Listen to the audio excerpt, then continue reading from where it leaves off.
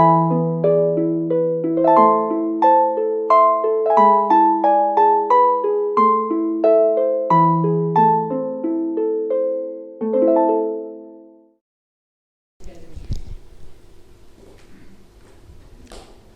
Gain में हम लोग चल रहे थे सेक्शन 47, चल रहे थे कि रुके हुए थे? अभी आधे पर ही थे। सेक्शन 47 में हम लोगों ने देखा था these are the transactions which are not to be regarded as transfer. जरा लिस्ट को देखें और रिपीट करें, रिवीजन करते हैं उसका। पहला बताया था पार्टीशन ऑफ एचयूएफ के केस में, दूसरा बताया था गिफ्ट, विल और इररिवोकेबल ट्रांसफर। मैंने ट्रस्ट वर्ड कटवा दिया था, वो गलती से प्रिंट था। थर्ड मैंने बताया था any subsidiary company to holding company, holding company to subsidiary company, अगर होल्डिंग कंपनी के पास 100% शेयर हो और ट्रांसफरी कंपनी इंडियन कंपनी हो। लेकिन ये केस उस समय एप्लीकेबल नहीं होगा जब होल्डिंग कंपनी ने सब्सिडरी कंपनी को या सब्सिडरी कंपनी ने होल्डिंग कंपनी को कोई एसेट 29 फरवरी 1988 के बाद as a stock in trade transfer की है तो। फोर्थ बताया था अगर एमलगमेटिंग कंपनी एमलगमेटेड कंपनी को कोई अपनी एसेट्स ट्रांसफर करती है और ट्रांसफरी कंपनी इंडियन कंपनी है तो। डीमर्ज टू रिजल्टिंग कंपनी के केस में भी ट्रांसफरी कंपनी इंडियन कंपनी होनी चाहिए। बैंकिंग टू बैंक कंपनी के केस में भी क्या होना चाहिए? अप्रूव्ड होना चाहिए, नोटिफाइड बाय द गवर्नमेंट होना चाहिए। नेक्स्ट बताया था foreign amalgamating to foreign amalgamated company के केस में बशर्ते 25% shareholders of the foreign amalgamating company are ready to become the share holder of foreign amalgamated company and no any capital gain taxes are to be imposed in that country where the foreign amalgamating company is incorporated। लेकिन हाँ, foreign amalgamating to foreign amalgamated company का case उस समय आता है जब foreign amalgamating company के पास इंडियन कंपनी के शेयर्स होते हैं तो। इसी तरह foreign demerged to foreign resulting company के केस में अगर फॉरेन डिमर्स कंपनी के पास इंडियन कंपनी के शेयर्स हैं और उसने फॉरेन रिजल्टिंग कंपनी को ट्रांसफर कर दिए हैं डिमर्जर के दौरान और share holders holding not less then 75% value of shares are ready to become the share holder of new one company and no any capital gain taxes are to be charged in that country where the foreign demerged company is incorporated। Clear है? फिर मैंने बताया था कि अगर share holders का case आता है, जाहिर सी बात है शेयर होल्डर बेचारे बीच में पिस जाते हैं एमलगमेशन के प्रोसेस में भी और डिमर्ज के प्रोसेस में भी। अगर एमलगमेशन के प्रोसेस में शेयर होल्डर्स को शेयर्स के बदले केवल शेयर्स अलॉट होते हैं तो वो माफ़ होते हैं बशर्ते कि ट्रांसफरी कंपनी इंडियन कंपनी हो। डिमर्ज टू रिजल्टिंग कंपनी में भी शेयर होल्डर्स को शेयर्स के बदले अगर केवल शेयर्स मिलते हैं तो उनको भी माफ़ किया गया है बशर्ते कि ट्रांसफरी कंपनी इंडियन कंपनी हो। यहाँ तक हम लोगों ने 10 पॉइंट देखे थे। 11th पॉइंट हमने डिस्कस किया था अगर कोई कंपनी अपनी ही कंपनी के debenture, bonds, deposit certificate and debenture stock को कन्वर्ट करके अपनी ही कंपनी के शेयर्स और डिबेंचर्स इशू करती है तो वो भी माफ़ है, हाँ या ना? अगर कोई सिक इंडस्ट्रियल कंपनी है और सिक इंडस्ट्रियल कंपनीज एक्ट 1985 के सेक्शन 18 के हिसाब से, हाँ है ना, किसी को सिक कंपनी डिक्लेयर्ड है जो उसने अपने सिक पीरियड के दौरान क्या किया है, कोई लैंड ट्रांसफ़र की है तो उसको भी माफ़ किया गया है। और सिक कंपनी कब डिक्लेयर होती है? जब किसी कंपनी की एक्यूमुलेटेड लॉसेस उसकी शेयर कैपिटल से अधिक हो जाए, लेकिन जब इक्वल हो जाए या कम हो जाए तो हेल्दी कंपनी मान ली जाती है। चले फिर अगला बताया था अगर कोई नॉन रेसिडेंट किसी दूसरे नॉन रेसिडेंट को सेक्शन 115 AC में रेफर्ड सिक्योरिटीज ट्रांसफर करता है ADR, GDR और FCCB तो उसको भी माफ़ किया गया है। अगर किसी के पास वर्क ऑफ आर्ट है, साइंटिफिक वर्क है, पेंटिंग है, ड्राइंग है, मॉन्स्क्रिप्ट है, हैंडराइटिंग है, स्कल्पचर्स हैं, उनको ट्रांसफ़र किया गया है किसी नेशनल म्यूजियम को, नेशनल आर्ट गैलरी को, नेशनल आर्चिव्स गैलरी को, या notified by the central government हो जिसमें यूनिवर्सिटीज़ वगैरह भी शामिल है तो उनको भी माफ़ किया गया है। इतने ही पॉइंट बताए थे कि कुछ और भी बताया था? हाँ, कोई एग्रीकल्चरल लैंड है जो कब ट्रांसफ़र की गई हो? 1 मार्च 70 के पहले। अगर कोई अर्बन एग्रीकल्चरल लैंड है और 1 मार्च 70 के पहले ट्रांसफ़र की गई तो उसको भी माफ़ किया गया है। बस ना, इतने ही पॉइंट शायद डिस्कस किए थे हम लोगों ने, बोलें?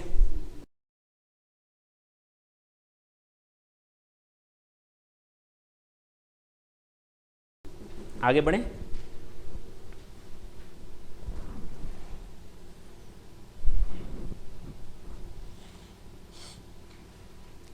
अगर कोई पार्टनरशिप फर्म है, कौन सी फर्म है जरा देखें, बहुत इंपॉर्टेंट पॉइंट है ये सारे। अगर कोई पार्टनरशिप फर्म है, इस पार्टनरशिप फर्म को कोई कंपनी टेक ओवर कर लेती है, क्या कर लेती है? टेक ओवर कर लेती है और इस पार्टनरशिप फर्म की सारी एसेट्स एंड लायबिलिटीज, अब किसकी एसेट्स एंड लायबिलिटीज बन जाएं? कंपनी की एसेट्स एंड लायबिलिटीज बन जाएं। इस फर्म के सारे पार्टनर्स इस कंपनी में क्या बन जाएं? शेयर होल्डर बन जाएं। बोलें, और कम से कम 50% वोटिंग राइट्स इनके पास हों।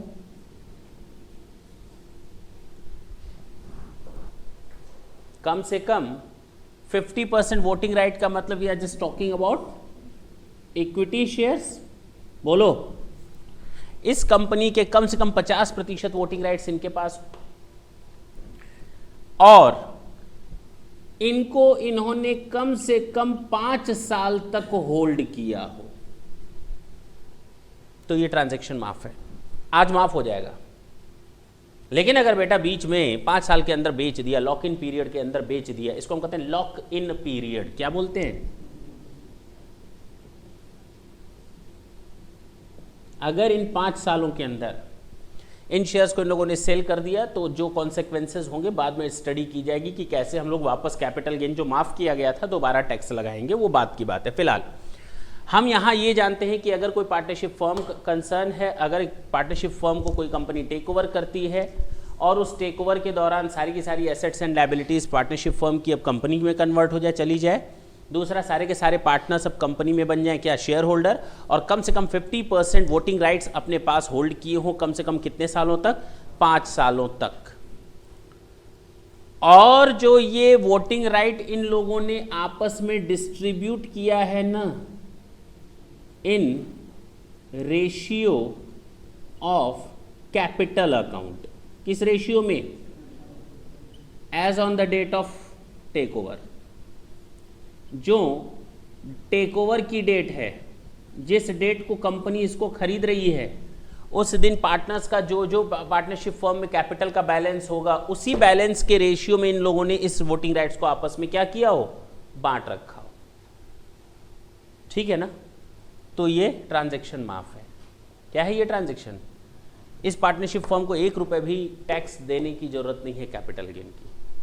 If any partnership firm is taken over by company and all the partners of the partnership firm becomes the shareholders of the company and all the assets and liabilities taken over by the company and सब and है, and the shareholders who were earlier the partners of the firm now becomes the shareholder and holds at least 50% voting rights of the company, यानी कि equity shares, and they distribute those shares amongst themselves in the ratio of the capital account as on the date of the takeover, and those share must be held by the partners या कह सकते हो shareholder for at least 5 years. Then such type of transactions are not to be regarded as transfer. जरा देखें, मैंने ये point दे रखा है, point number 17, I hope 17. Any transfer of a capital asset by a firm to a company as a result of takeover या succession of the firm by a company, provided that all the assets and liabilities of the firm becomes the asset and liabilities of the company. बोलो, all the partners of the firm becomes the shareholder of the company in the same proportion in which their capital account stood. Bracket में लिख दें as on the date of take over, as on the date of take over.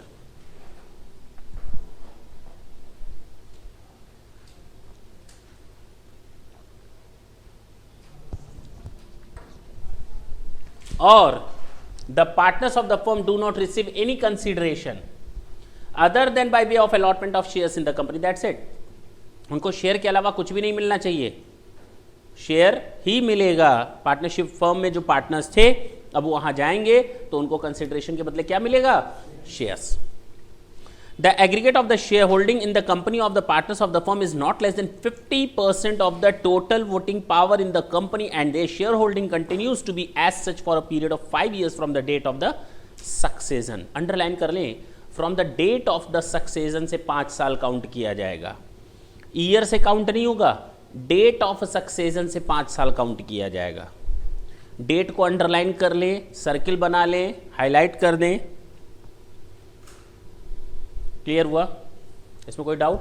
इधर देखिए, अगर ये case partnership firm का नहीं होता, प्रोपराइटरशिप का होता, तो एक बात बताओ, सारी की सारी एसेट्स एंड लायबिलिटीज कौन ले ले? सारे के सारे पार्टनर्स तो होंगे नहीं, केवल प्रोपराइटर क्या बन जाए? क्या बन जाए? अकेला ही होगा। और वो कितनी वोटिंग राइट्स होल्ड करे? 50%। कोई रेशियो की अब जरूरत, अकेला ही है। और कम से कम कितने सालों तक होल्ड करे? और इनको कंसीडरेशन के बदले क्या मिले? केवल शेयर्स। हो गया खत्म। अगला पॉइंट भी हम लोग का खत्म। जरा देखें पॉइंट नंबर 18।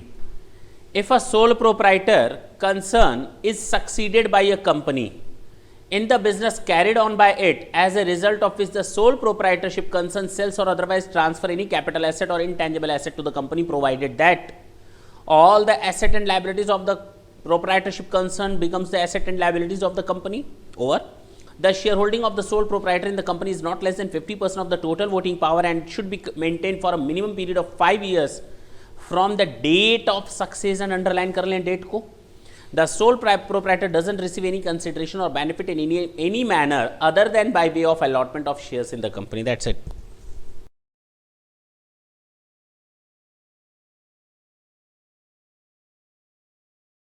बोलें, पक्की बात है ना? यहाँ तो कोई डाउट हो तो बोले, नहीं आगे चल सकते हैं।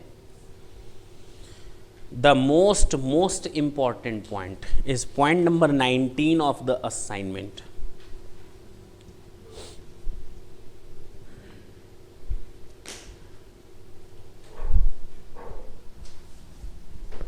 ढंग से एक एक चीज देखते जाएंगे।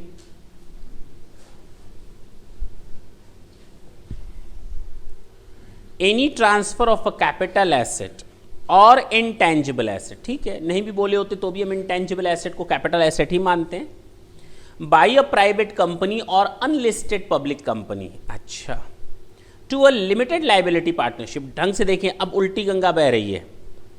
प्राइवेट कंपनी और unlisted public company, we are not talking about the public company, unlisted public company, यानी लिस्टेड कंपनी की बात नहीं हो रही। हाँ या ना? किसकी बात हो रही है? और दूसरी किस कंपनी की बात हो रही है? इन दोनों की बात हो रही है।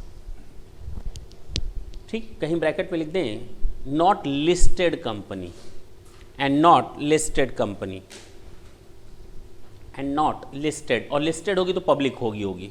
पक्की बात है? तो लिस्टेड पब्लिक कंपनी की बात हम लोग नहीं कर रहे। हो क्या रहा है, अब तक हम लोग देख रहे थे पार्टनरशिप फर्म को कौन टेक ओवर कर रहा था? कंपनी। अच्छा सुनो ना, इधर अब उल्टा हो गया, कंपनी किस में कन्वर्ट हो रही है? जानते हो ऐसा क्यों आया? नहीं जानते हो?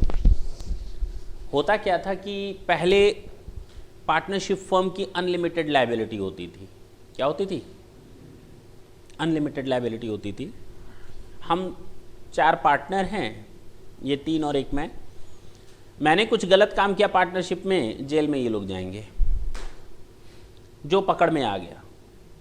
अनलिमिटेड, मेरी एसेट से गवर्नमेंट को कुछ नहीं मिला, इन्हीं की पर्सनल एसेट्स बेच दो, गलती मेरी, भुगतेंगे ये पार्टनरशिप का बहुत बड़ा एक डिसएडवांटेज था। तो लोग क्या करते थे, पार्टनरशिप जब थोड़े अच्छे लेवल पर हो जाती थी तो दे वे use to convert it into the company. और कंपनी की एक बहुत बड़ी बेनिफिट होती है या कैरेक्टरिस्टिक होती है लिमिटेड लायबिलिटी की, तो लोग वहाँ पर पहुँचते थे। लेकिन सबसे बड़ी प्रॉब्लम क्या होती थी गवर्नमेंट के पास कि ROC होता है, रजिस्ट्रार ऑफ कंपनी, जो हर एक स्टेट का अलग अलग होता है। अब वो रजिस्ट्रार ऑफ कंपनी पूरे स्टेट की कंपनियों को संभाल रहा है या देख रहा है। रीजनल ऑफिस हम लोग का कानपुर में है, तो एक हेडेक बढ़ जाती है। एक ऑफिस पे बहुत ज़्यादा हेडेक हो गई, क्योंकि पार्टनरशिप फॉर्म से सब लोग किस में कन्वर्ट होते हैं? कंपनी। सबने कंपनी बना ली, अब उनके ऊपर एक रूल्स रेगुलेशन भी इम्पोज कर दिए गए। हाँ या? अब जाहिर सी बात है, पेपर वर्क समय पर न देना, कंपनी बनाकर छोड़ देना, बैठ जाना, जबकि कंपनी के ऊपर एक लायबिलिटी कि हर साल वो अपनी पेपर को सबमिट करेगी कहाँ पर? ROC में।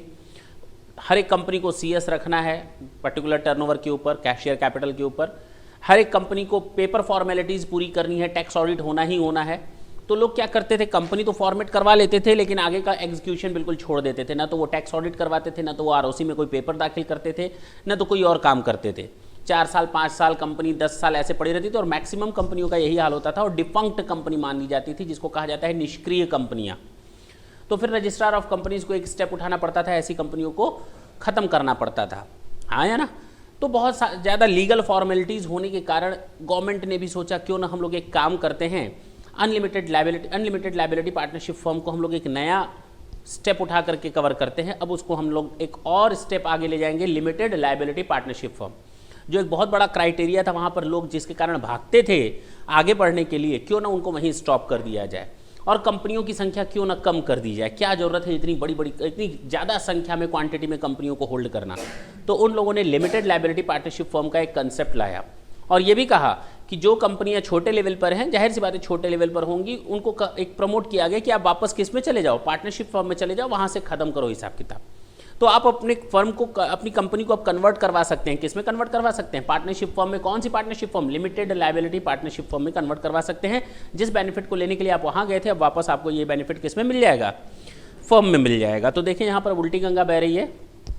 Any transfer of a capital asset or intangible asset by a private company or unlisted public company to a limited liability partnership as a result of conversion of the company into a limited liability partnership or any transfer of shares। जाहिर सी बात है, अब company से firm में आएंगे तो share तो भैया आप किसी काम के नहीं है, कंपनी जब बंद तो कब बंद। तो any transfer of shares held in the company by a shareholder as a result of conversion of company into LLP provided that. Transaction माफ है अगर ये शर्तें पूरी हों। एक तो कन्वर्जन में जो कंपनी से एसेट्स आएगी फर्म के पास, वो ट्रांसफर नहीं माना जाएगा। और दूसरा बताया गया कि जो वहाँ के शेयर होल्डर थे, now they are no more share holders because it is of no use to hold the shares of that company which has been already liquidated. हाँ या ना। जो कंपनी वाइंड अप हो चुकी हो उसका शेयर रखने से क्या फ़ायदा, वो तो कागज़ और कूड़े के बराबर है। तो कहा गया उस समय जो शेयर्स का ट्रांसफर होता है उसके केस में भी provided that all the assets and liabilities of the company immediately before the conversion becomes the assets and liabilities of the LLP। वही कंडीशन है, बोलो ना। दूसरा, all the shareholders of the company immediately before the conversion becomes the partners of the limited liability partnership and the capital contribution and profit sharing ratio in the LLP are in the same ratio as their shareholding in the company on the date of the conversion। सीधी सी बात, same वही conditions, अंतर ये सब उल्टा आप बोलो। The share holder of the company do not receive any consideration और benefit directly और इनडायरेक्टली इन एनी फॉर्म और manner other than by way of share in profit. Not, we are not talking about the shares, share in profit. Underline कर लें इस word को, share in profit, क्योंकि अब यहां पर शेयर तो मिलेंगे नहीं, फर्म में आ गए। फर्म में कौन सा शेयर इश्यू होता है?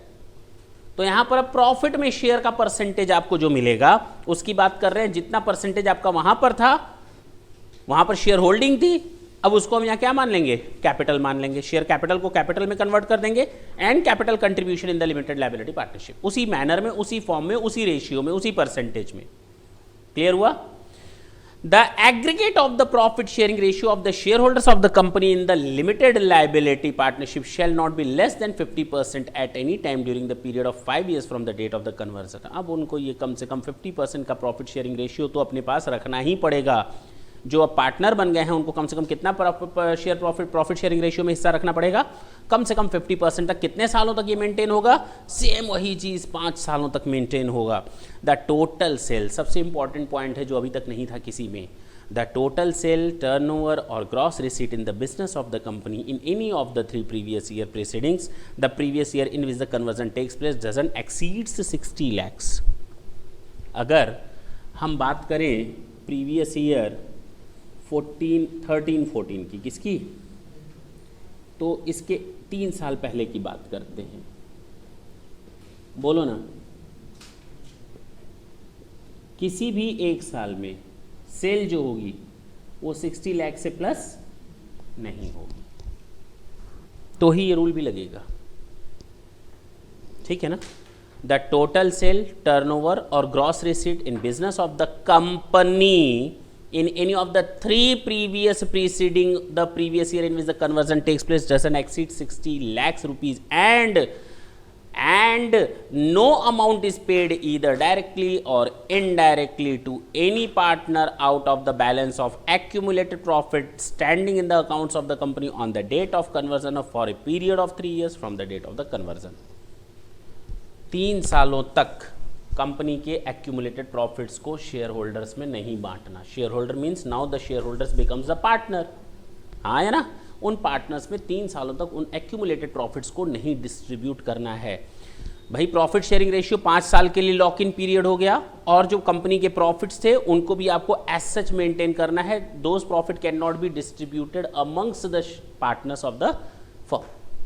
Can not be. क्लियर है. कितने सालों तक? 3 सालों तक. समझ में आई बात? पक्का. तो अगर कोई company limited liability partnership firm में जाती है, सारी की सारी एसेट्स और लायबिलिटी ट्रांसफर हो जाए, सारे के सारे उस कंपनी के शेयर होल्डर इस फर्म में पार्टनर्स बन जाएं, कम से कम 50% प्रॉफिट शेयरिंग रेशियो में हिस्सा रखें, उसी प्रोपोर्शन में रखें जिस प्रोपोर्शन में वहाँ पर उनकी शेयर होल्डिंग थी.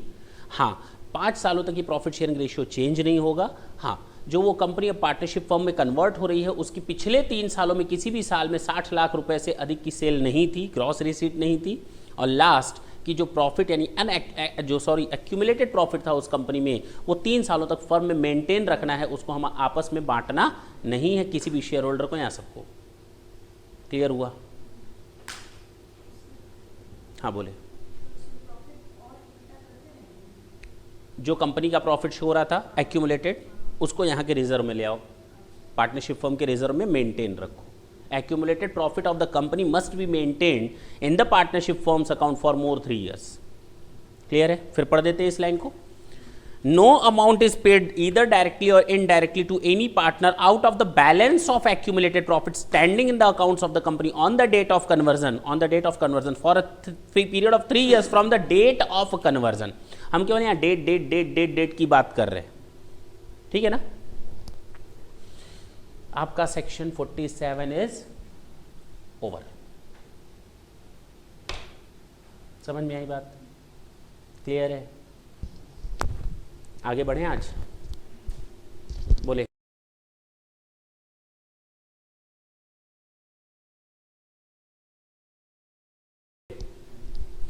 अब तक जो हम लोगों ने देखा शुरू से लेकर अगर एक बार रिपीट किया जाए, रिपीट टेलीकास्ट किया जाए, section 45 charging section, any profit और gain arising from the transfer of a capital asset is chargeable to tax under the head capital gain in the same previous year in which the transfer took place. First, second. Section 2 subsection 14 capital asset की definition बताई गई थी. Capital asset means all the movable or immovable assets whether they are connected with the business of the SSE or not but doesn't include the following. First, stock in trade. Second, personal effect but exclude jewelry, sculptures, drawing, painting, work art, scientific work. That's it. Third, agricultural land which is not to be situated in specified area, national defense gold bond और gold bond. Last है special bearer bond. That's it. फिर हम लोग बात कर रहे थे 2 case law की. हम लोगों ने बात की थी क्या वो कैपिटल एसेट हैं या नहीं है. पहला केस लॉ था बनारसी लाल कटारिका का जिसमें हम लोगों ने थाली कटोरी और चम्मचों की बात की थी चांदी के. दूसरा केस था महाराजा महाराणा हेमंत सिंह जी का जिसमें उन्होंने गोल्ड कॉइन्स और सिल्वर कॉइन्स वगैरह को सेल आउट किया था. उनकी बात हो गई थी, देख लिया था. फिर हम लोगों ने बात की थी ट्रांसफ़र की. Transfer section 2 subsection 47. Transfer include the following: sale, exchange और relinquishment, extinguishment of right therein, conversion of a capital asset, compulsory acquisition, maturity of zero coupon bonds, transaction according to transfer of property act 1882 के section 53A. और last बताया था कोई भी ऐसा transaction जिसका ultimate impact सामने वाले को प्रॉपर्टी पर या एसेट्स पर इंजॉयमेंट करने देना. ठीक है ना. चलो, इसके बाद मैंने इसमें भी एक केस लॉ तुम लोगों को लिखवाया था लास्ट टाइम, अनारकली सारा भाई का. Redemption of preference share is also be to be treated as transfer of a capital asset. Clear है? याद आया? इसके बाद हम लोग नेक्स्ट सेक्शन 47 की ओर बढ़े थे जिसमें बताया गया था these are the transactions which are not to be regarded as transfer. एक बार और देख लें लास्ट टाइम. पहला, पार्टीशन ऑफ एचयूएफ, दूसरा गिफ्ट विल और इररिवोकेबल ट्रांसफ़र, तीसरा holding to subsidiary, subsidiary to holding लेकिन 100% शेयर होल्डिंग होनी चाहिए, ट्रांसफर कंपनी इंडियन कंपनी होनी चाहिए। लेकिन ये सेक्शन एप्लीकेबल नहीं होता उस केस में जब कोई होल्डिंग कंपनी सब्सिडरी या सब्सिडरी होल्डिंग कंपनी को 29 फरवरी 1988 के बाद कोई भी capital asset as a stock in trade transfer करे। फिर आगे बताया गया था एमलगमेटिंग टू एमलगमेटेड कंपनी बशर्ते ट्रांसफर कंपनी इंडियन कंपनी हो, डिमर्ज टू रिजल्टिंग कंपनी बशर्ते ट्रांसफर कंपनी इंडियन कंपनी हो। याद आया? कोई भी शेयर होल्डर जो एमलगमेटिंग कंपनी से एमलगमेटेड कंपनी में जाता है तो उसके शेयर को कोई ट्रांजैक्शन नहीं माना जाएगा बशर्ते उसको शेयर के बदले शेयर मिले हों और ट्रांसफर कंपनी इंडियन कंपनी हो। डिमर्ज टू रिजल्टिंग कंपनी में अगर कोई शेयर होल्डर कन्वर्ट होता है तो उसको भी शेयर के बदले शेयर मिलने चाहिए बशर्ते ट्रांसफर कंपनी इंडियन कंपनी हो, तो भी उसके ट्रांसफर को ट्रांसफर नहीं माना जाएगा। फिर बताया था foreign amalgamating to foreign demerge company, foreign amalgamating to foreign amalgamated company बशर्ते foreign amalgamating company Indian company के शेयर्स को ट्रांसफर करती है और 25% शेयर होल्डर उसके वहाँ पर एग्री हो जाते हैं और ऐसी कंट्री में कोई कैपिटल गेन टैक्स नहीं लगता। Foreign demerged to foreign resulting company के केस में भी अगर कोई share foreign demerge company to foreign resulting company transfer होते हैं। दूसरा, हाँ, at least 75% value of shares hold by the share holder are ready to become the share holder of new company, ये भी बताया था। और लास्ट बताया था इसमें कि हाँ, कोई भी कैपिटल गेन ट्रांजेक्शन नहीं, कैपिटल गेन चार्ज नहीं होता इस तरह के ट्रांजेक्शन पर उस कंट्री में। सेक्शन 115 AC में रेफर्ड सिक्योरिटीज़ को अगर कोई नॉन रेसिडेंट किसी दूसरे नॉन रेसिडेंट को ट्रांसफ़र करे तो माफ़ है, ADR, GDR और FCCB को। अगर कोई कंपनी अपनी ही कंपनी के शेयर, अपनी ही कंपनी के डिवेंचर स्टॉक डिपॉजिट सर्टिफिकेट को ले करके अपनी ही कंपनी के शेयर्स और डिवेंचर्स में कन्वर्ट करती है तो। अगर कोई सिक इंडस्ट्रियल कंपनी है और सिक पीरियड के दौरान उसने कोई ज़मीन ट्रांसफ़र की है तो। अगर किसी के पास work of art, scientific work, collection, painting, drawing, manuscript, handwriting, ये सब चीज़ें पड़ी हुई हैं और उसने उस नेशनल इंटरेस्ट की चीज़ को national art gallery, national archives gallery, national museum या यूनिवर्सिटीज़ वगैरह जो नोटिफाइड है उनको ट्रांसफ़र किया है तो माफ़ है, भले ही पैसा लिया हो। सब में हमने बात की है पैसा लेकर के ही बात की है। आगे बात करते हैं जो आज मैंने बताया। पहला, अगर अच्छा एक और रूरल अर्बन एग्रीकल्चरल लैंड को 1 मार्च 1970 के पहले ट्रांसफ़र करते हैं तो वो माफ़ है। जो आज मैंने डिस्कस किया कि अगर कोई पार्टनरशिप फर्म कंपनी में कन्वर्ट हो जाती है या कोई कंपनी पार्टनरशिप फर्म को टेक ओवर कर लेती है और सारे के सारे assets and liabilities partnership firm से कंपनी में चले जाते हैं, सारे के सारे पार्टनर्स वहाँ से उठकर वहाँ शेयर होल्डर बन जाते हैं और वहाँ कम से कम 50% से ज़्यादा का वोटिंग पावर होल्ड करते हैं 5 सालों तक उसी रेशियो में जितना उनकी पार्टनरशिप फर्म में कैपिटल स्टैंड करता था। हाँ या ना? पक्की बात है। आगे बढ़ते हैं। अगर कोई प्रोप्राइटरशिप कंसर्न को कोई कंपनी टेक ओवर करती है, प्रोप्राइटर के सारे प्रोप्राइटरशिप फर्म के सारी एसेट्स लायबिलिटीज़ वहाँ ट्रांसफर हो जाए कंपनी में, प्रोप्राइटर वहाँ पर शेयर होल्डर बन जाए, कम से कम 50% से ज़्यादा शेयर होल्डिंग को अपने वोटिंग राइट्स को कवर करे और 5 साल तक होल्ड करे। रेशियो की यहाँ पर कोई बात ही नहीं है।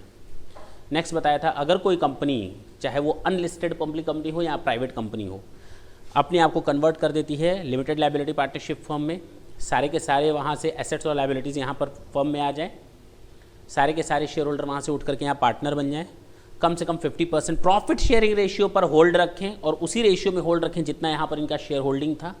5 सालों तक इस प्रॉफिट शेयरिंग रेशियो में कोई चेंजेस ना होने दें और उस एक्यूमुलेटेड बैलेंस को जो वहाँ पर एक्यूमुलेटेड प्रॉफिट था वहाँ से यहाँ पर आ गया और 3 साल तक उसको कम से कम मेंटेन रखें। और लास्ट मैंने बताया था कि पिछले जिस साल ऐसा कन्वर्जन हुआ है उसके पहले के 3 सालों में 60 लाख से अधिक की टर्नओवर ना हो। That's it.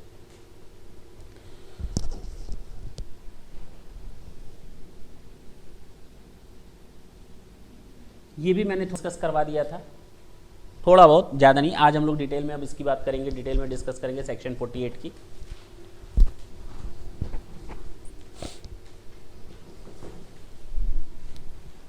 सेक्शन 48 छोड़ दें assignment. Computation of what? Capital.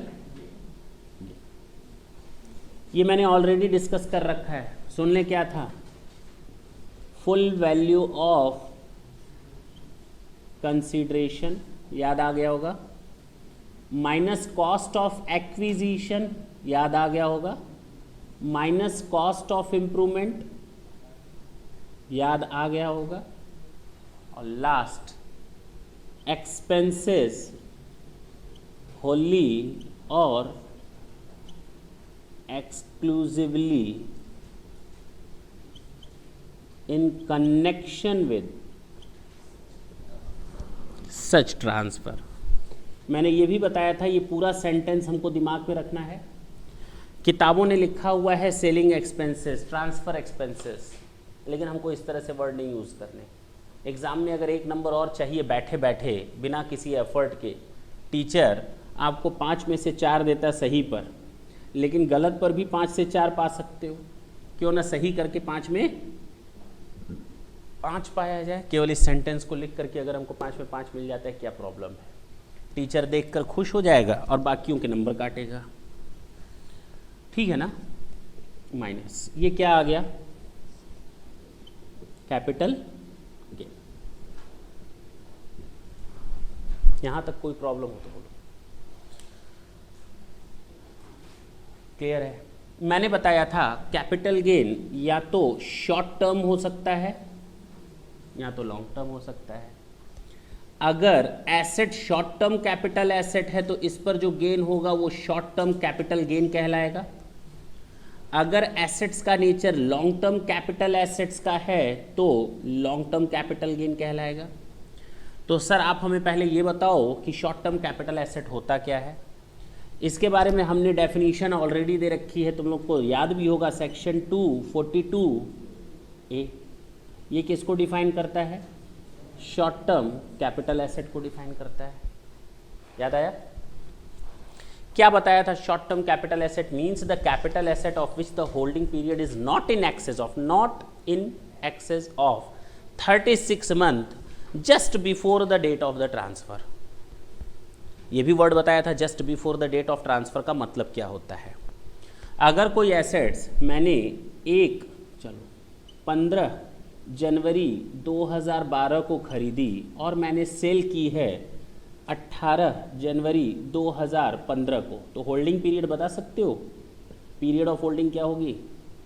15 जनवरी 2012 से लेकर 17 जनवरी 2015। ठीक है ना। 3 साल से अधिक है तो ये लॉन्ग टर्म हो गया, बात खत्म। हम इस होल्डिंग पीरियड की बात करते हैं just before the date of transfer. Date of transfer को हम लोग बिल्कुल अवॉइड करते हैं पीरियड ऑफ होल्डिंग काउंट करते समय। हाँ, एग्जैक्ट 36 महीना रहेगा तो क्या बन जाएगा? ये शॉर्ट टर्म। अगर एग्जैक्ट 36 महीना रहेगा तो भी ये शॉर्ट टर्म ही रहेगा, लॉन्ग टर्म नहीं हो जाएगा। एग्जैक्ट 36 महीना अगर ये है तो भी ये शॉर्ट टर्म। अगर ये 16 जनवरी होता तो पीरियड ऑफ होल्डिंग कितनी होती? तो बताओ, ये शॉर्ट टर्म है या लॉन्ग टर्म? ये हमारा शॉर्ट टर्म कैपिटल गेन नहीं है, ये हमारा लॉन्ग टर्म कैपिटल गेन है। नहीं, एक बात बताएं यार। नहीं, आप एक बात बताएं। नहीं, इधर देख लें, हम आप लोगों की बातें, भावनाओं को समझ रहे हैं। इधर देखें, इधर देखें। हम जान रहे थे कि जवाब गलत मिलेगा। ये लॉन्ग टर्म है या शॉर्ट टर्म? ये शॉर्ट टर्म कैपिटल गेन नहीं है। ये लॉन्ग टर्म कैपिटल गेन है। मैं फिर से पूछता हूं एक बार, ये लॉन्ग टर्म है या शॉर्ट टर्म? ये शॉर्ट टर्म कैपिटल गेन। अब मुझे मजबूरी में बोलना पड़ेगा, नहीं।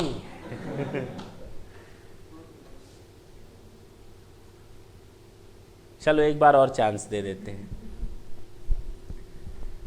ये लॉन्ग टर्म है या शॉर्ट टर्म? लास्ट टाइम मैं पूछ रहा हूं, इसके बाद मैं नहीं पूछूंगा।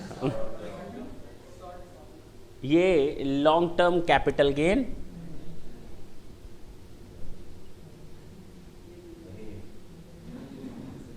है। यस। मैंने इतनी बार बताया उसके बावजूद नहीं समझ में आया। जानते हो दिक्कत कहाँ होती है बच्चों को? सोच लो, तुम लोग को यही नहीं मालूम कि ये 3 साल 1 दिन है। अरे 1 जनवरी के बाद साल कब खत्म होता है? 1 जनवरी 2014 से ईयर कब एंड होगा? 1 जनवरी 2015 को। यही तो होगा। तो तुम ही लोग तो बोल रहे हो, हम कहाँ बोल रहे हैं? ये तो तुम ही लोग बोल रहे हो कि 1 से 1 हमारा पूरा 12 महीने होते हैं। अरे 1 दिन पहले होता है, 31 दिसंबर 2014। ये हमारा पूरा 1 साल है। तो 15 से 15 1 साल 1 दिन हो गया।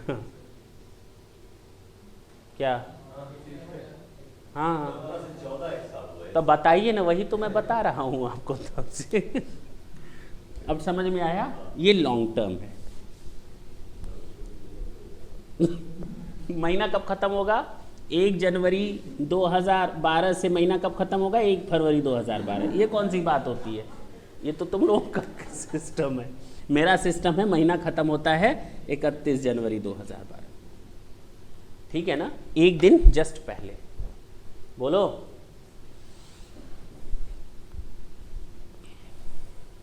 चलें आगे। तो हम लोग को शॉर्ट टर्म पता चल गया। लॉन्ग टर्म क्या होगा बताओ? जो 36 महीने से ज्यादा हो। लेकिन इसमें मैंने कुछ एक्सेप्शन भी बताए थे। फिर इन केसेस में 36 महीने को रिप्लेस करके हम कितना ले आते हैं? 12 महीने। कौन कौन से केसेस थे? Shares of any company, debenture और bonds of a listed company, zero coupon bonds and mutual fund के यूनिट्स, यूटीआई के यूनिट्स। ठीक है ना? इनके केस में हम 12 महीने रिप्लेस कर देते हैं। 36 महीने की जगह एग्जैक्ट 36 को काटो और 12 मंथ्स को रिप्लेस कर दो। क्लियर है? ये हम लोगों ने डिस्कस कर लिया था। तो सर ये लॉन्ग टर्म कैपिटल गेन का कैलकुलेशन कैसे होता है? मैंने कहा था जब लॉन्ग टर्म कैपिटल गेन की बात आएगी तो हम लोग यहां लिखते हैं फुल वैल्यू ऑफ कंसीडरेशन। क्या लिखते हैं? फुल वैल्यू ऑफ, माइनस करते हैं इंडेक्स कॉस्ट ऑफ एक्विजिशन, याद आया होगा, और माइनस करते हैं इंडेक्स कॉस्ट ऑफ इंप्रूवमेंट, याद आ गया होगा, और माइनस करते हैं एक्सपेंसेस होली और एक्सक्लूसिवली इन कनेक्शन विद, ये क्या आ जाता है? Long term. क्लियर है? तो सर जी आप हमें बताइए कि इसको थोड़ा डिटेल में, क्योंकि इसको हम लोगों ने यहीं तक पढ़ करके छोड़ दिया था, आज थोड़ा डिटेल में इसके बारे में बात करते हैं। हमने तुम लोग को बताया था कि सेक्शन 48 में हम लोग को कुछ प्रोविजो पढ़ने हैं। सेक्शन 48 कॉम्प्यूटेशन का तरीका बताता है, लेकिन अकेले ये कॉम्प्यूटेशन का तरीका नहीं बताता।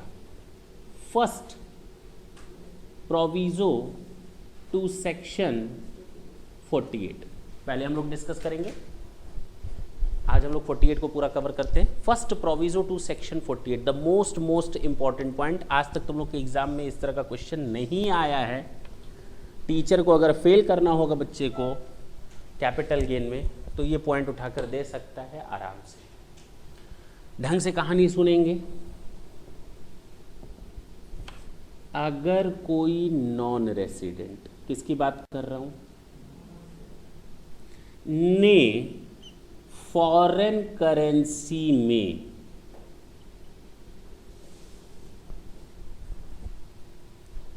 इन्वेस्ट किया हुआ है शेयर्स और डिवेंचर्स ऑफ इंडियन कंपनी।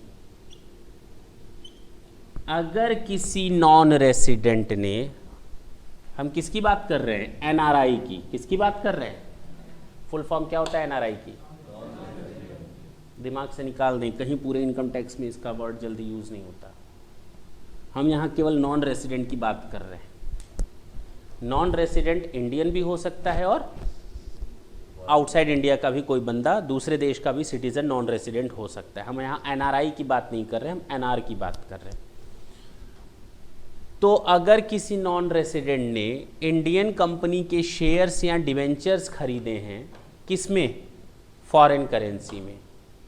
ठीक है? डिवेंचर में इंक्लूड्स बॉन्ड्स, ये तो क्लियर है। और non resident includes foreign company. Foreign company तो हमेशा नॉन रेसिडेंट होगी। बोलो। अगर किसी नॉन रेसिडेंट ने इंडियन कंपनी के शेयर्स और डिवेंचर में इन्वेस्ट किया हुआ है फॉरेन करेंसी से, उसने डॉलर, येन, पौंड ये सब लगाया हुआ है और इंडियन कंपनी के शेयर और डिवेंचर खरीदा है, और आज वो इनको क्या कर रहा है? ट्रांसफर कर रहा है।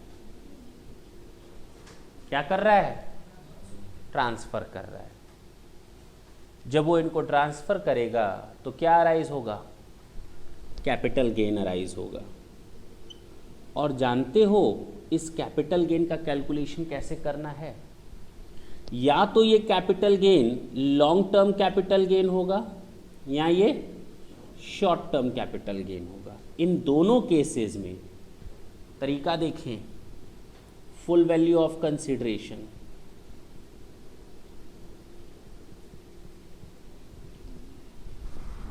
बोलो बोलो बोलो बोलो, कोई दिक्कत हो तो बताओ। कैपिटल गेन का कैलकुलेशन जानते हो कैसे होगा? ऐसे होगा। ये तरीका बताया है फर्स्ट प्रोविजो टू सेक्शन 48 का तो आप लोगों ने देख लिया। सेल कंसिडरेशन यानी full value of consideration minus cost of acquisition minus cost of improvement minus expenses, that's it.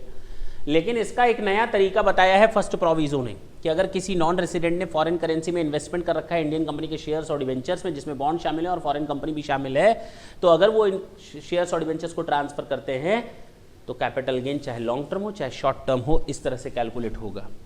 Value of consideration, full value of consideration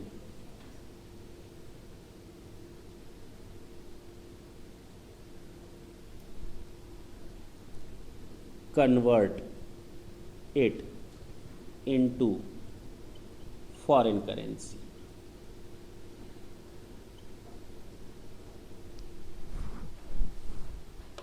ठीक है, माइनस क्या करते हो इसमें से?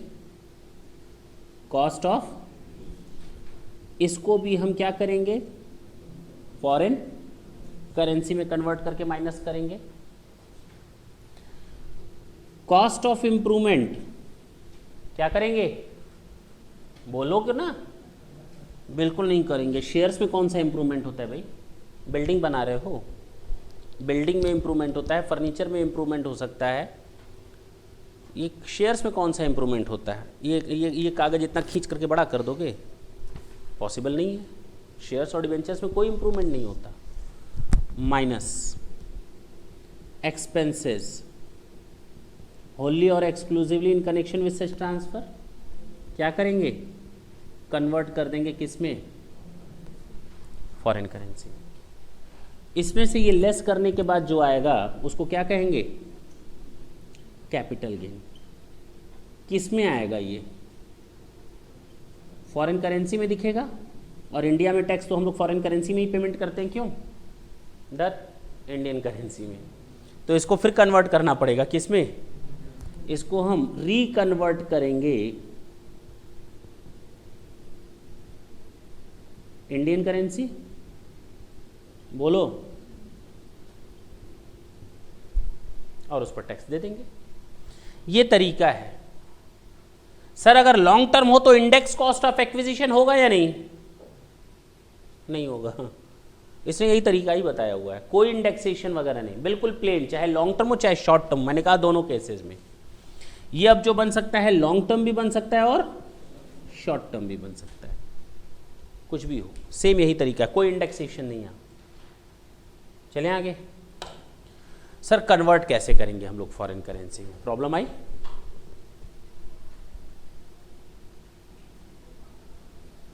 इसके लिए रूल्स बने हुए हैं। क्या बने हुए हैं? रूल 115, उनको देखना पड़ेगा हम लोगों को। रूल 115 इनकम टैक्स रूल्स में से 115 रूल नंबर यही। कन्वर्जन का रूल बताया गया है। किसका रूल बताया गया है? कन्वर्जन। इसको नोट करें तो फिर हम हटाएं।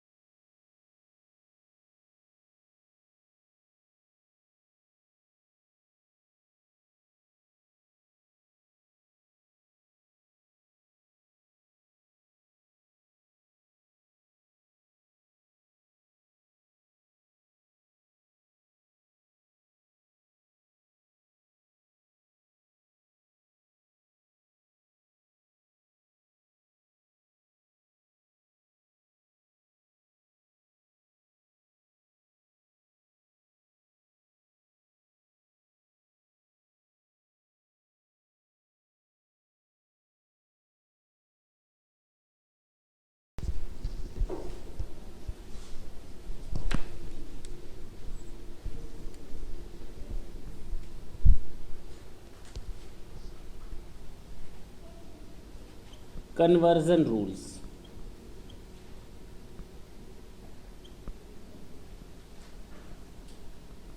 Rule number 115।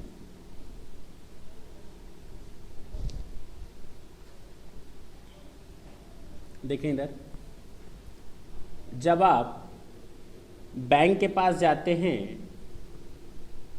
करेंसी को कन्वर्ट करने के लिए, तो आरबीआई डेली के डेली रेट्स इशू करती है, डेली के, और उन रेट्स को हम नाम देते हैं TTBR और TTSR।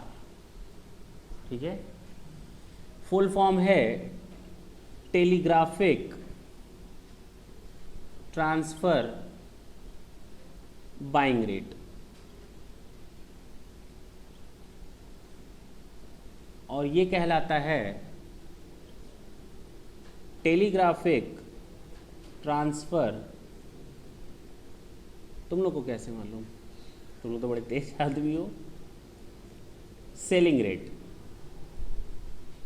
एक है बाइंग रेट और एक सेलिंग रेट, ठीक है ना। ये दो रेट्स हैं जो आरबीआई डेली इशू करती है। बैंक हमेशा आपसे सस्ते में खरीदेगी और महंगे में बेचेगी। बैंक हमेशा आपसे सस्ते में खरीदेगी। अगर आप $1 अभी ले जाओ तो बैंक कहेगी देखो भाई 62.5 में हम बाय करेंगे, ठीक। वहीं पर ये बेच रहा है अपना डॉलर हमको, तो हम इससे खरीद रहे, मैं बैंक हूँ, मैंने इसे 62.5 पर डॉलर के हिसाब से खरीदा। यही कह रहा है कि हमें बेचो, यानी ये अब हमसे खरीदेगा, यानी मैं बेचूंगा अब, तो मैं इसी का डॉलर इसको ले करके दूंगा 62.75, तुरंत के तुरंत। क्लियर है, बात समझ में आई। एक होता है बाइंग रेट, एक होता है सेलिंग रेट। बैंक का ये फायदा होता है। अब कहा गया कि जब फुल वैल्यू ऑफ कंसीडरेशन को हम कन्वर्ट करेंगे फॉरेन करेंसी में, तो इन्हीं रेट्स को लेकर के बेस, ठीक। तो फुल वैल्यू ऑफ कंसीडरेशन कैसे कन्वर्ट होगा, इधर देखो। Full value of consideration will be converted into the foreign currency bye applying the average rate of TTBR and TTSR। इस रेट को यूज करेंगे, ना तो TTBR को अकेले यूज करेंगे, ना तो TTSR को यूज करेंगे, दोनों रेट्स का एवरेज। किस दिन का? ये खरीदने वाले दिन का, 2 साल 3 साल पहले वाला, या आज की डेट का? आज की डेट का, हाँ या ना? किस डेट का? As on the date of transfer. बात समझ में आई? बोलो ना। चल, कॉस्ट ऑफ एक्विजिशन, ये भी तो कन्वर्ट होगा। कैसे? Bye applying the average rate of TTBR and TTSR। किस डेट का? खरीदने वाली डेट का या बेचने वाली डेट का? खरीदने वाली डेट का, as on the date of acquisition. तो अब ये भी फॉरेन करेंसी में ट्रांसफर हो गया, ये भी फॉरेन करेंसी में कन्वर्ट हो गया। सेलिंग एक्सपेंसेस, ट्रांसफर एक्सपेंसेस, इसको भी हम कन्वर्ट करेंगे किस रेट से? TTBR और TTSR के एवरेज रेट से। किस डेट का? As on the date of expenses, as on the date of acquisition, या as on the date of transfer? As on the date of, बोले, ट्रांसफर, क्योंकि ट्रांसफर के समय ही ये एक्सपेंसेस हुआ होगा। जैसे ही ट्रांसफर इफेक्टिव हुआ, तुरंत हमारा ये खर्चा भी इफेक्टिव हो गया। जैसे ये ट्रांसफर हुआ, ये खर्चा भी हो गया। किस दिन मैंने खर्च को किया उससे इंपॉर्टेंट नहीं है, ये जिस दिन हुआ है उसी दिन ये भी माना जाएगा। तो as on the date of transfer. Clear हो गया? अब आ गया मेरे पास, क्या आ गया लास्ट में? क्या बचा? Capital gain. किस रेट में है? फॉरेन करेंसी में पड़ा हुआ है। तो ये जो कैपिटल गेन है, इसको वापस हम किस में कन्वर्ट करेंगे? इंडियन करेंसी में। जानते हो किस रेट से?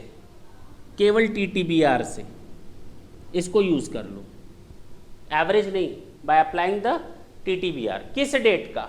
As on the date of transfer, क्योंकि ट्रांसफर की डेट पे ही हमारा कैपिटल गेन अराइज हो रहा है, simple, as on the date of.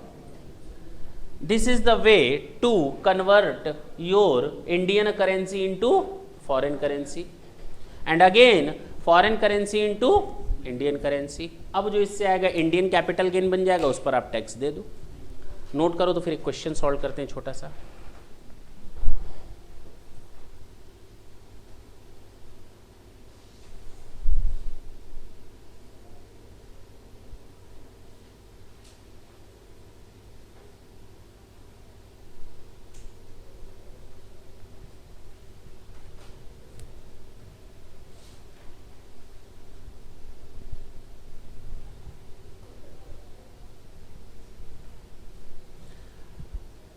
Note हो गया?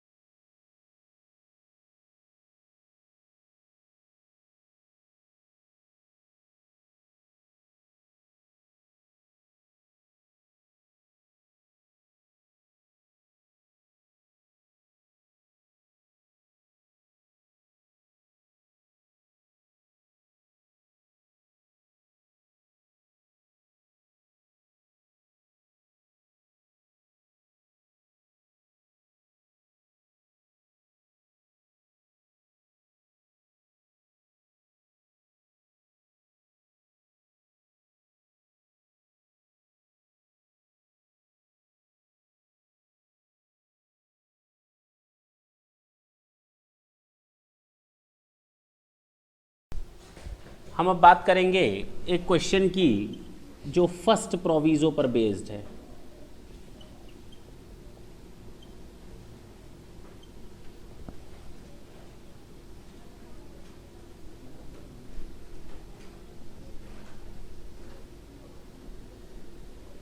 Mister Rajat, a non-resident,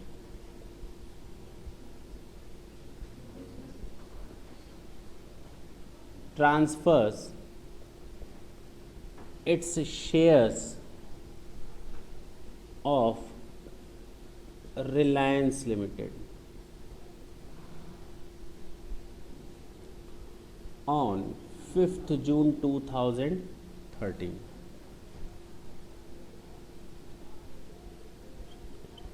Originally acquired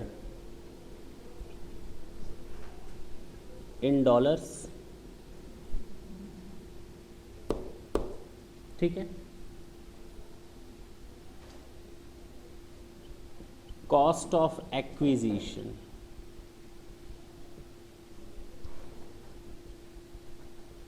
$2 lakhs in rupees,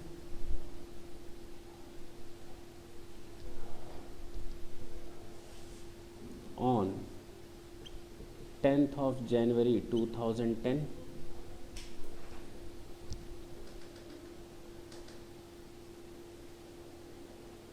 Sale consideration 6 lakh, and transfer expenses on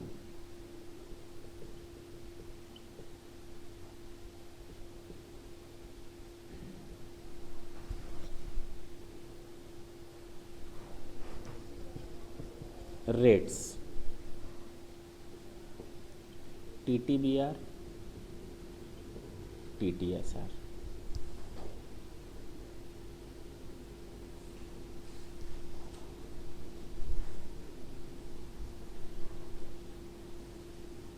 per dollar.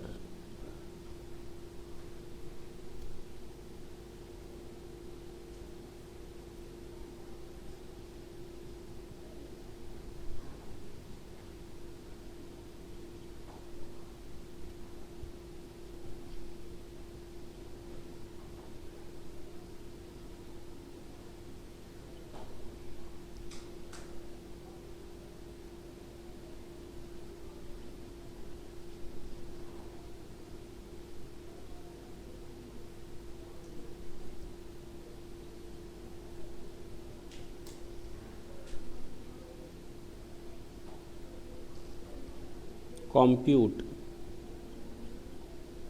Capital gain. ये एक छोटा सा क्वेश्चन है।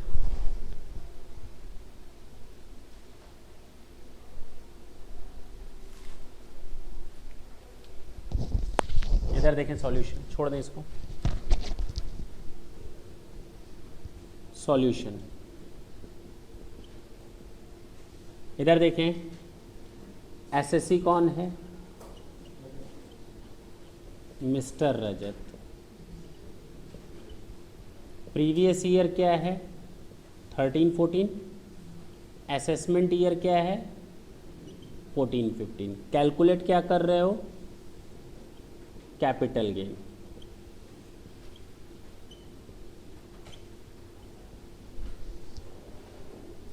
पीरियड ऑफ होल्डिंग क्या है?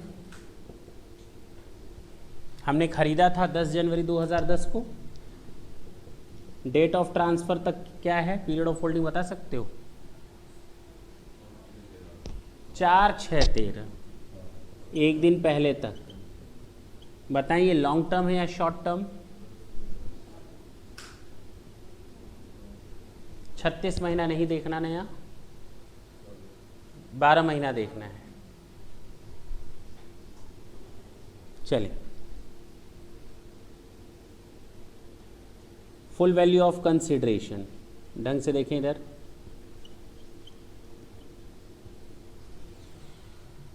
₹2,00,000 को कन्वर्ट करना है हमें डॉलर्स में। जिस दिन मैंने बेचा है, किस दिन बेचा है? 5 जून 2013। उस दिन का एवरेज रेट क्या है? 62.5। कितना है? 62.5। $1 का दाम है 62.5, यानी 62.5 बराबर कितना डॉलर?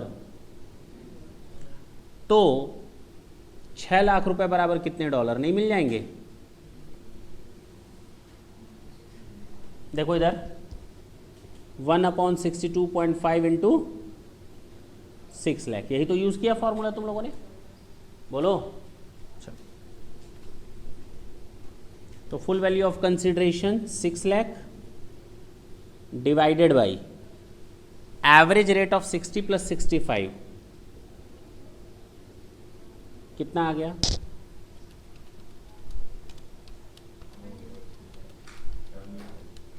9600। ये किस में आया? डॉलर्स। माइनस करेंगे कॉस्ट ऑफ एक्विजिशन।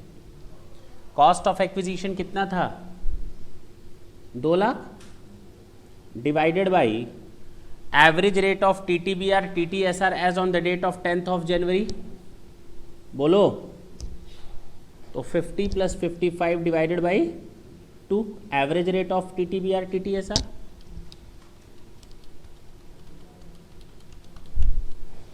$3,810। बोलो। माइनस कर लेंगे ट्रांसफ़र एक्सपेंसेस, तुम लोग पूरा डिटेल में लिखोगे। एक्सपेंसेस होली और exclusively in connection with transfer कितना है? 20,000 रुपये। किस डेट को लेंगे? इसी ट्रांसफ़र वाले वैल्यू को, बोलो ना, 60 + 65 डिवाइडेड बाई 2, 320। हाँ या ना? ये क्या आ गया हमारे पास? Long term capital gain. कितना आया?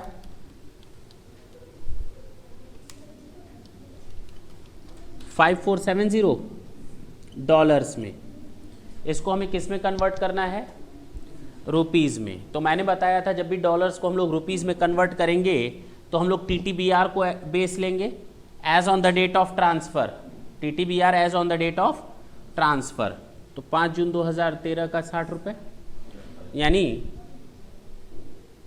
$1 अगर 60 रुपये का है तो $5470 कितने के होंगे? Long term capital gain in rupees.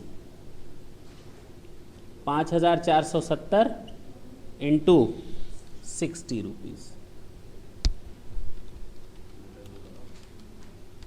3,28,200 rupees. This is your answer. कितना टफ था ये? कुछ भी नहीं था। बस अब अगर आपके रेट्स क्लियर हैं कि कौन से रेट्स यूज़ करने हैं, ट्रांसफ़र के लिए ट्रांसफ़र की डेट का एवरेज, एक्विजिशन के लिए एक्विजिशन की डेट का एवरेज, एक्सपेंसेस के लिए ट्रांसफ़र की डेट का एवरेज, और जो कैपिटल गेन आता है TTBR को यूज़ कर लेते हैं। नोट करें इसको।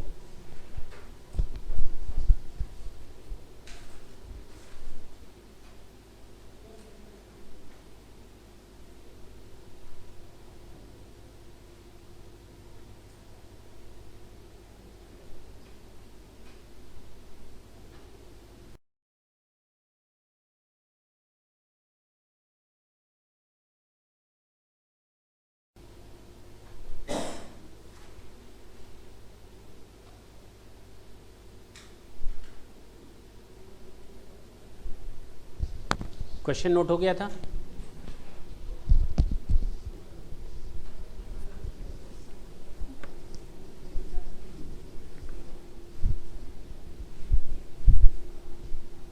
Important notes.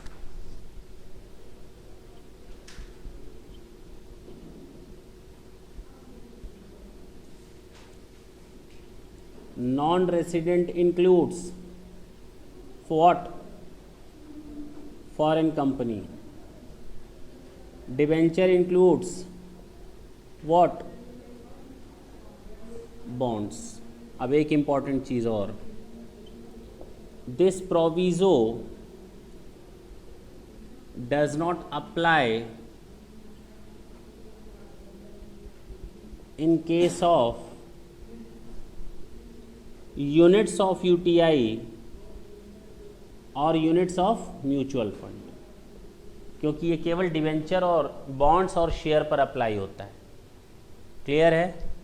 Fourth, no indexation either long term capital asset. बोलो ना, ईदर नहीं, even long term capital assets. कोई इंडेक्सेशन नहीं दिया जाता यहां पर। No option to go for indexation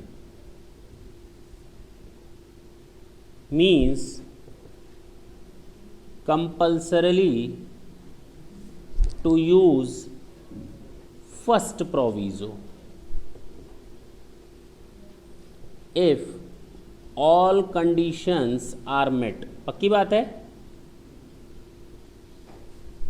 ये वो बेसिक कंडीशंस है जो आपको याद रखनी है कि पहली चीज कोई भी इंडेक्सेशन नहीं दिया जाएगा। दूसरी चीज, ये कोई ऑप्शनल नहीं है कि आप इंडेक्सेशन पर जा सकते हो नहीं जा सकते ना। अगर आपने सारी कंडीशंस फुलफिल की हैं देन आपको फर्स्ट प्रोविजो ये यूज़ करना ही करना है। यानी नॉन रेसिडेंट होना चाहिए, इंडियन कंपनी के शेयर्स, बॉन्ड्स एंड डिवेंचर में इन्वेस्ट होना चाहिए, फॉरेन करेंसी में इन्वेस्ट होना चाहिए, और आज अगर वो ट्रांसफ़र करेगा तो उसके ऊपर फर्स्ट प्रोविजो लगेगा ही लगेगा। That's it.